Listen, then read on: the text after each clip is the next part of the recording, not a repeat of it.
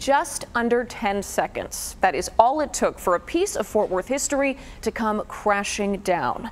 That implosion of the Westchester Plaza building didn't just bring down wood and brick, it also signaled the end of an era. Todd Unger is live in Fort Worth with details. Todd? Marie, good evening. This is certainly the big talker here in Cowtown today. You know, at 12 stories high, it was hard to miss this building if you were driving through I-30 here in Fort Worth, and it turns out it's a building with a bit of a past. For as much as this is about what we saw Sunday, an iconic structure coming down in some 10 seconds, it's even more about the history behind that place. It's a little bit sad. I mean, I had a grandmother who lived there, as it turns out. Historic Fort Worth keeps an eye on all things historical Cowtown.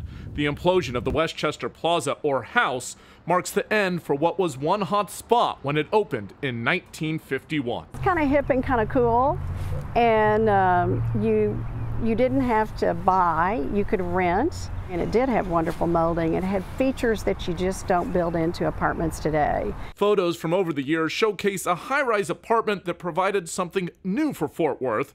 What started as luxury living was followed by lots of action and lots of stories. In the 60s, it took on this identity as the home of the stars, and Casa Manana got involved. A lot of the touring musical stars would stay there and perform at Casa del Sol, which was the cabaret and nightclub attached to it. Star Telegram columnist Bud Kennedy says that nightclub past led to a mysterious phone call in 1963. A week before the assassination, Jack Ruby called there. It's in the Warren Report.